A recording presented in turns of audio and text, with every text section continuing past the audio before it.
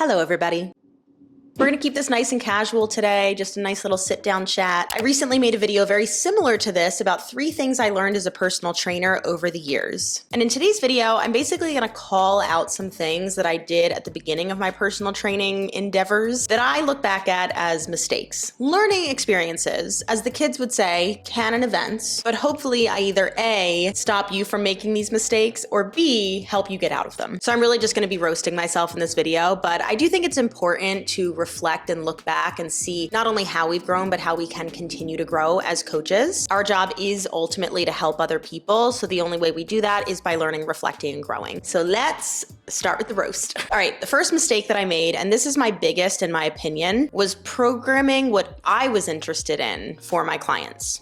Let me explain. I did this big time when I first got into kettlebells. All of a sudden, all of my clients were learning swings and cleans and snatches when they never expressed any interest to me in learning those. And I had no real business coaching them because I was just kind of teaching myself and was in the very beginning stages of correcting my own form. I basically got really excited about learning a new skill and lost sight of what my clients hired me to do. It's not the end of the world, but it's also not like what makes a great coach. So what do I do now? When I start with a client, I ask them, what are your goals? And within those goals, we pick them apart. What does that look like? What does that feel like? How do we get there? Now, in that same intake call, I also ask a slightly different question. Are there any exercises or skills or pieces of equipment that you want to learn how to do or use? Really common answers include push-ups, pull-ups, how to get comfortable with a squat rack, and sometimes kettlebell work. But even if someone comes to me and is like, I want to learn all those fun kettlebell skills that I see you and other people doing online. Well, before we even get to that, I need to make sure that they can do a deadlift, because let me tell you, most of the people who come to work with me for the first time don't know how to hinge properly. I don't blame them.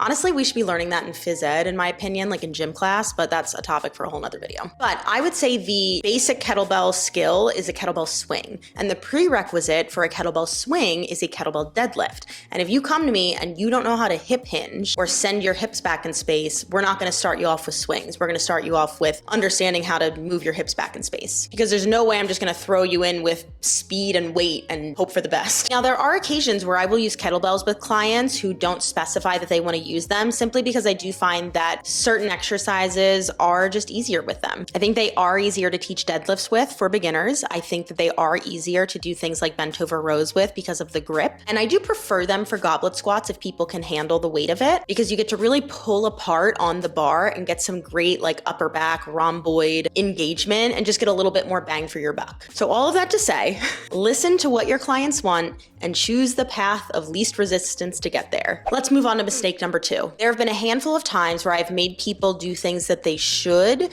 even if they were uncomfortable. Some level of discomfort is normal, but too much is not good. I am a firm believer that you need to meet people where they're at. If you have a client who's really uncomfortable deadlifting because they hurt their back doing it once, you probably shouldn't put them into a deadlift. If you still want or need to get in that hip dominant pattern, put them in a bridge, put them in hip thrust. There's other ways to go about it. Is it doing the exact same thing? No, because in one, we're working the glutes in the lengthened position. The other, we're working them in the shortened position. With general population, I don't think it really matters that much. And hopefully over time, you're working on that hip dominant pattern, building confidence in the gym, and maybe one day they will want to try deadlifts again. Or maybe they won't. And I think that's okay. Listen, they're paying you. And if someone hires you and says, I don't want to do deadlifts, you don't do deadlifts. It might not be optimal or the best option, but 9 times out of 10, whatever the goal is, you can probably find a path to get there still. You just got to get a little creative. Let's take this same imaginary client who's afraid of deadlifting. And let's say that one of their main goals is that they want to build up their glutes. So obviously taking deadlifts off the table is pretty big. But like I said earlier, you can do hip thrusts and bridges. There's also more knee dominant patterns that still require a lot of hip extension. Front foot elevated reverse lunges, Bulgarian split squats, lateral lunges. There are plenty of ways to get somebody to a goal where you don't need to make them nervous, anxious, and honestly making them kind of want to fire you, which has happened to me in the past. You got to get creative, you got to meet people where they're at, and you have to give people what they're asking for. The third and final mistake, I think this is actually super common. It probably has happened to every single trainer. And honestly, after I did that vlogmas of reviewing a different workout every single day, I think that most trainers on the internet are still guilty of this. Programming that is is non-progressive, meaning that every workout is random new exercises. Now, let me say this first. If you are an everyday person who that is the only way that you will actually show up to work out, like if you're just doing something different every single day, that is so much better than nothing. And I implore you to keep doing what you're doing. And I'm also not really talking to people who are not coaches right now, because I personally believe that as a coach, you can still give people that like, oh, it's a little different every time, but you're still working on the same goals. And I'll talk about that in a second. Basically, I'm going to break down how I kind of trick people into doing a different workout every time, but it's actually progressive programming.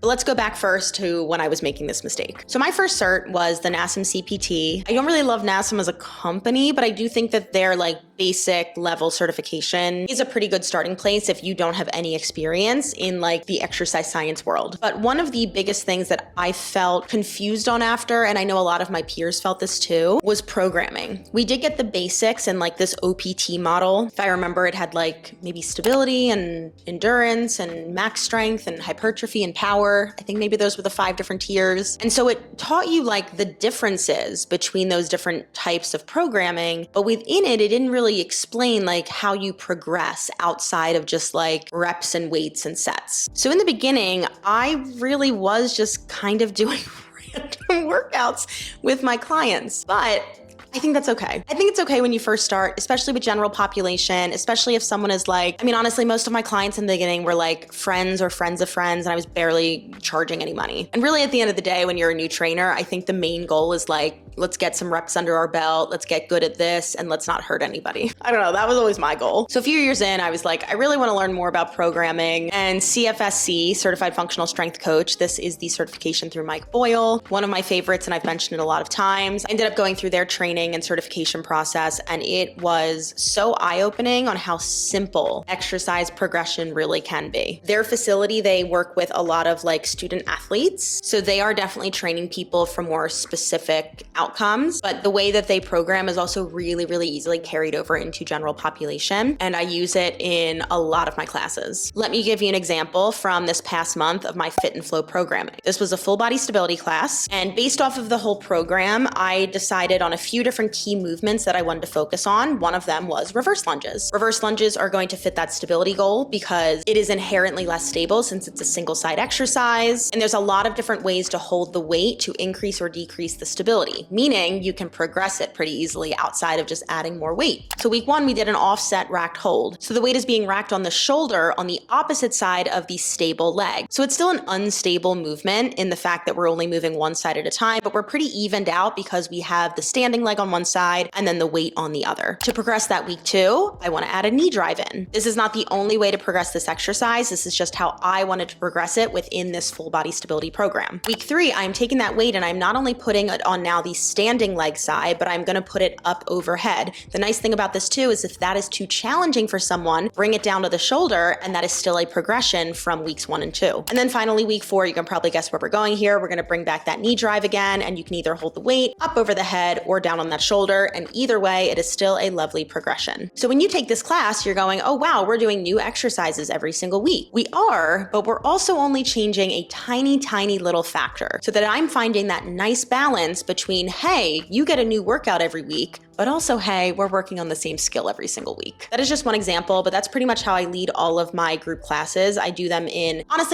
groups of 4 or 4 weeks because people are still signing up for group fitness, which means that they probably want something a little more exciting than like what I go and do at the gym, which is the same workout for like 8 to 12 weeks at a time. But anyway, I think that no matter what type of workout your demographic is asking for, whether it's random workouts, whether it's super specific strategic workouts, I think that it just takes a little creativity to make a program or make programs that fill what they want, but also give them what they enjoy. And those are the mistakes that I made. Let me know if you have any questions about anything that I talked about in this video. Make sure you hit that subscribe button so you don't miss out on future videos, and I will see you all in the next one. Bye.